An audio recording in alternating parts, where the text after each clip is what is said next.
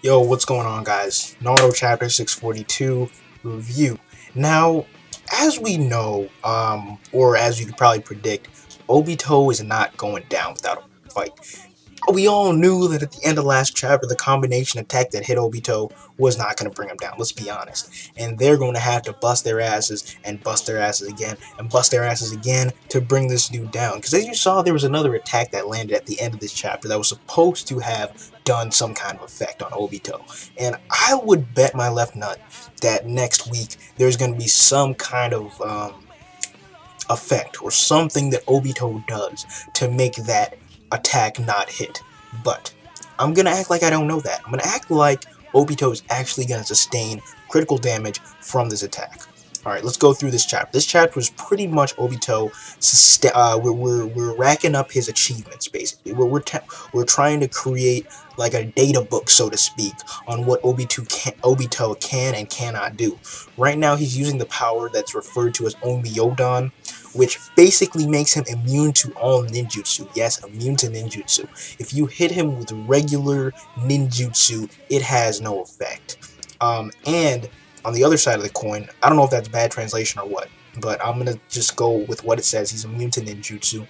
On the other side of the coin, if he hits you while you're Edo Tensei, even Minato will not be regrowing his arm. Yes, he's gonna be just like Shanks from One Piece. He's not regrowing that fucking arm.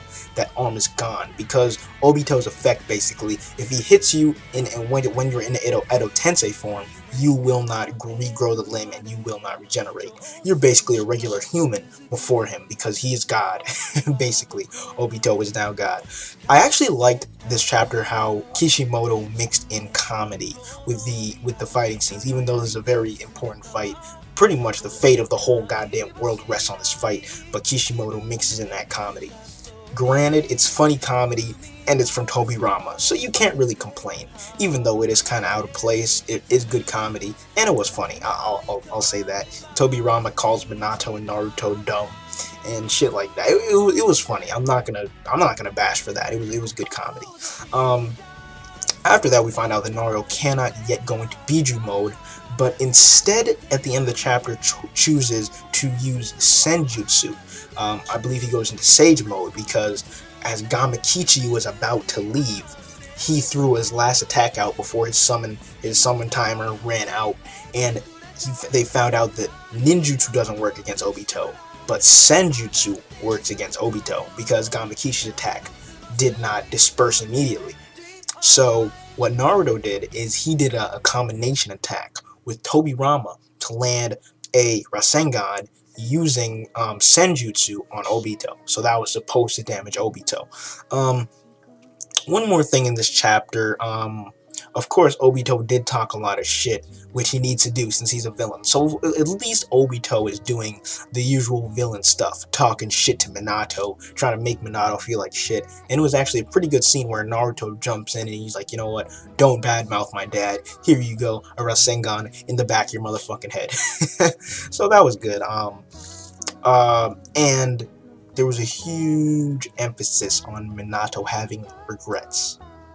He had basically regrets that he wasn't able to tell that Tobi was Obito back in the day, because if he was able to find out that Tobi was Obito, he was thinking that he could have stopped him for good, and he could have stopped the shinobi world from going into torment. His wife wouldn't have died, his son wouldn't have been pretty much cursed with having the Kyuubi sealed inside of him, and everyone would just be living better, more decent lives if he was able to tell that Tobi was Obito. And he is right. If he was able to tell, he would have been able to stop all this from happening. And it was kind of interesting to look at him introspect and really look inside himself and see, if I didn't fuck up, we wouldn't be here.